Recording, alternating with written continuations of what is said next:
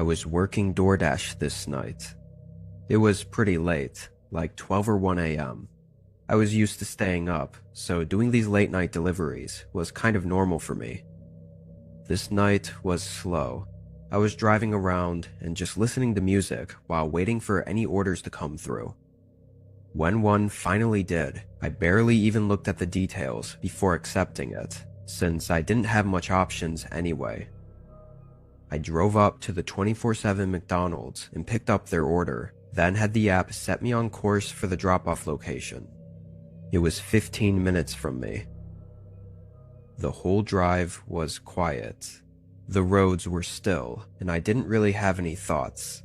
I was just going through the motions. When I was a minute from arriving, it had me turn into I don't know what to call it. I guess it was a business area, but it didn't look like a regular one. Usually these places with a bunch of business buildings were nice, like well landscaped and taken care of, but this place wasn't. Most of the buildings looked old and unused, and the grass and bushes around them were overgrown and untrimmed. It was strange. The map had me turn into a parking lot where a small office building was. It looked like it was only one story and was just as old and out of shape as the other places. I had done deliveries to office buildings before, or people at work, so this was nothing out of the ordinary, really. It was just the strange nature of this area that had me put off. The map had me pull into what looked like the back of the building, though it was kind of hard to tell. I looked at the directions to see if maybe there was more info, but then a message popped up from the customer. They said they saw me pull in and to bring it up to the gray metal door on my side of the building. I said alright and pulled up next to the building, then got out with the bag. As I walked up to it, I could tell this was definitely the back of the office. There was no main door. It was just a bunch of random doors, like a fire exit door and a bunch of back access doors. I found the one they were talking about though. It was a gray metal door with no windows or markings or anything. As I approached it, my phone got another message. He just said to bring it right inside for him. I kinda just shrugged it off and did as he said, not thinking too hard about it. I opened the door and stepped in. It was a hallway, but the main lights weren't on. It was just what I guess were the low energy lights. Small, dim light bulbs spread out down the hallway. Honestly, I was expecting some sort of room, or like a counter or something, that would be an obvious place for me to put the food. Was I supposed to just walk further into the building, or was he gonna meet me here? I pulled my phone back out to text him when I heard a click behind me. I turned and looked at the door. I pulled on the handle, but it was stuck. Someone just locked me in. All the blood rushed from my face. What did I just get myself into? I dropped the bag and tried harder to open the door, but it didn't budge at all. My only option was to go further down the hallway and hope I could find another way out before whoever was out there finds their way to me. Just as I started making my way down the hallway, I heard a door open and close from somewhere on the other side of the building. I hurried, running to the end and finding another door. When I opened it, there was another dimly lit hallway with a bunch of rooms on either side. I went in, but immediately heard something from the other end, so I made a split-second decision and slipped into one of the office rooms and hid. A few seconds later, footsteps came rushing through the hall and right up to the door to the hallway I just came from. They went in, running down toward the locked door. I made a run for it, going the direction the person came from and hoping to find the exit. Thankfully, I did. I ran back out to my car and drove out of there. Unfortunately, I don't think the officer on the phone understood the situation fully because they didn't get an officer there for 20 minutes. Nobody was there by then. However, I was informed that the office building was not in service at the moment, or hadn't been for the last 5 or so years. It was like partially abandoned, I guess. No cameras or anything. What exactly would have happened if I hadn't been quick enough to leave that hallway? Who knows? Definitely won't let myself get in a situation like that again, though.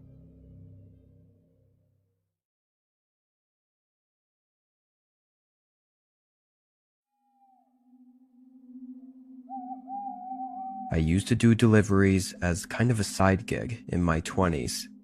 It's been a while since then, but I always remembered this one incident that happened during that time. This night, an order was put in at our restaurant at 9, and I went to drop it off around 9:20. I had no reason to believe this was anything other than a regular delivery order. The only slight difference was that it was a little bit farther than usual, being 20 minutes away.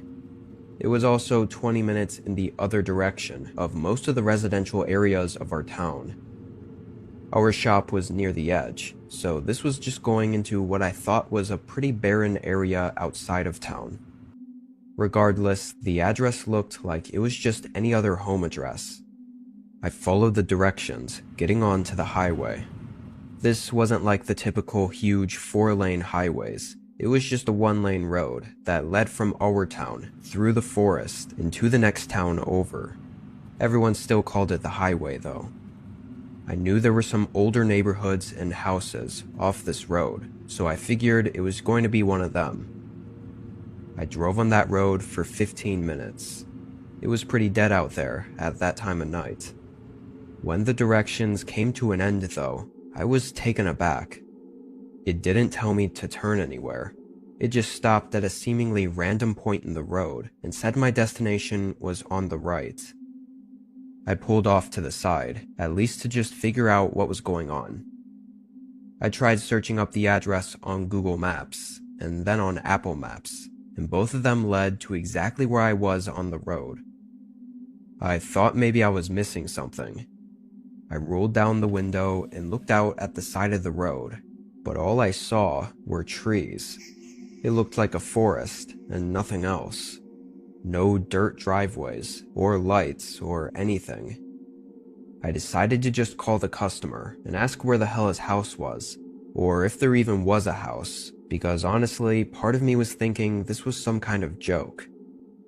The phone rang, and I put it up to my ear as I continued looking out at the forest. Only a second later, a light suddenly glowed from out in the trees. It wasn't bright, but still noticeable in the pitch-black woods. It went out after a moment though, and before I could think about it too much, a voice came through the phone asking who was calling. "Hey, I got this order here, but I think we have the wrong address." He asked me where I was, and I described the area to him. Oddly, his response was that it sounded like I was in the right place. He said there was a small driveway going into the woods. I told him I didn't see it, but he said it was hard to find and that I might have to get out to look for it. I sighed and said alright, then got out and walked to the other side of my car. I started asking which direction I should look, but he suddenly hung up on me.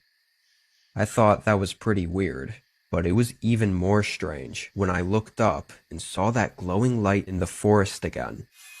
It shut off after only a second. What the hell? That had to be the guy I was just talking to on the phone.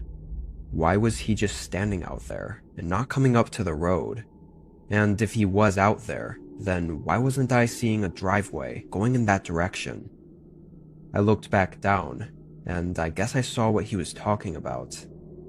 There was an extremely thin, rugged dirt line going into the woods. I say line because that's basically all it was, definitely not a driveway. It looked like it was scrappily carved with a small shovel or something. There was no way in hell I was going to walk down that and into the forest, especially not with whatever was going on with the guy out there. I set the food on the ground, right on the side of the road. As I did, I started to hear leaves rustling from the bushes out in the forest. I hurried up and got in my car, then bailed out of there. Thankfully, I wasn't dumb enough to listen to the man on the phone and go into the woods. Something was wrong. I could feel it, but I didn't have anything to really prove it. What could have happened that night, I'll never know.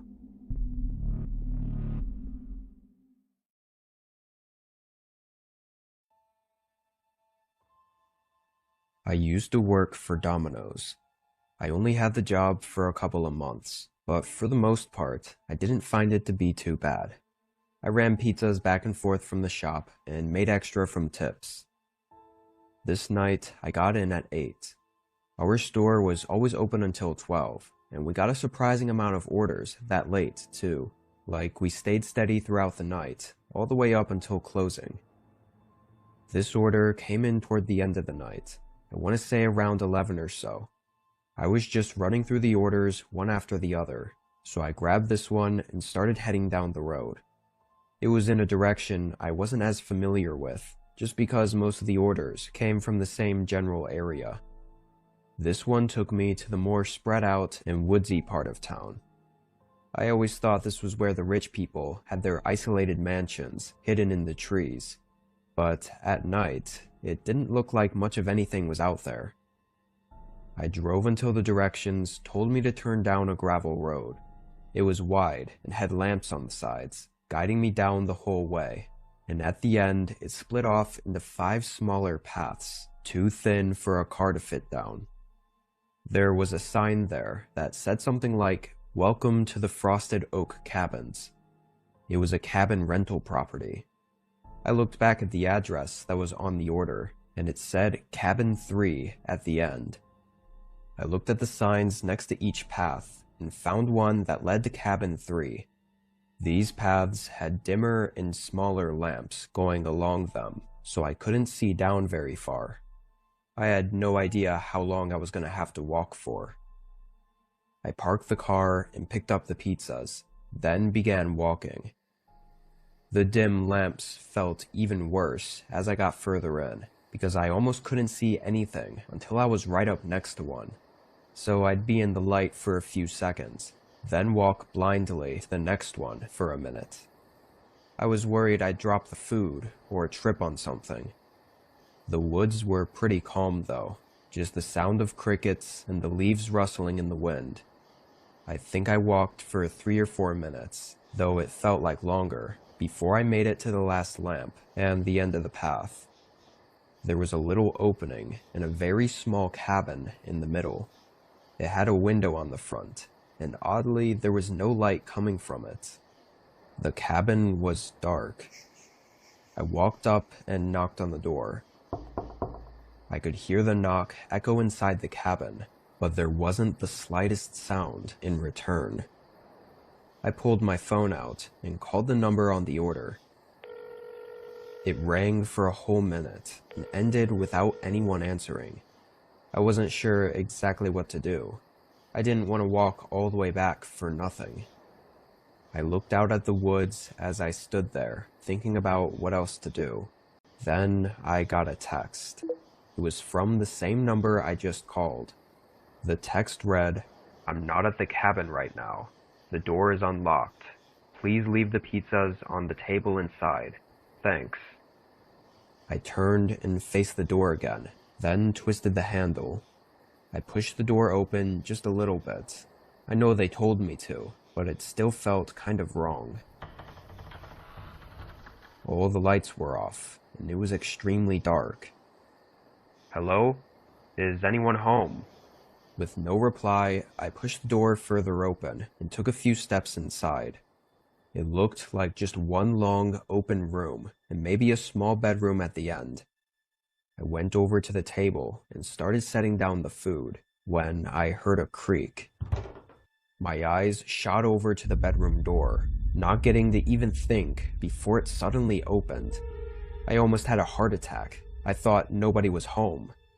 A man appeared in the doorway and started walking toward me as I nervously stuttered over my words.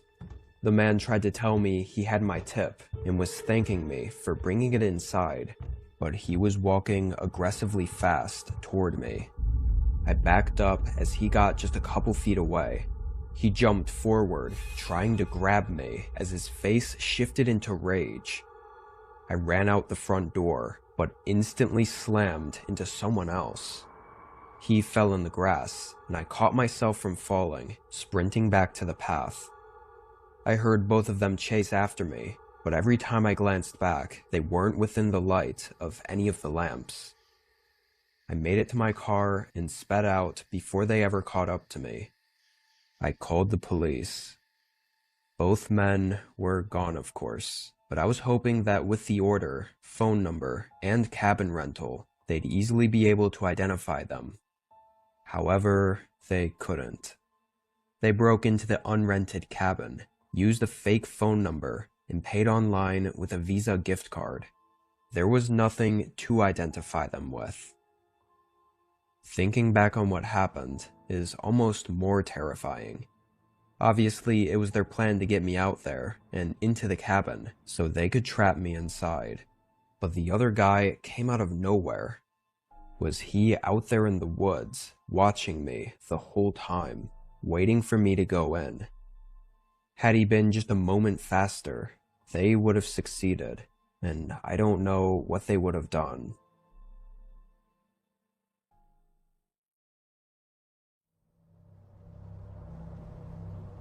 I'm 23 and in college. This was about a month ago, when winter was just starting. During our college's winter break, I spent most of my free time doing DoorDash just to make a quick buck. This day I did a few hours earlier, but later on in the night I got bored again and decided to go out for another few orders. It was around 9 p.m. I picked up a big order, like 2 full bags of food, then started heading to the address. It was in a neighborhood I'd never been to before. It took me through it, down a long winding road of normal houses, and all the way to the back of the neighborhood.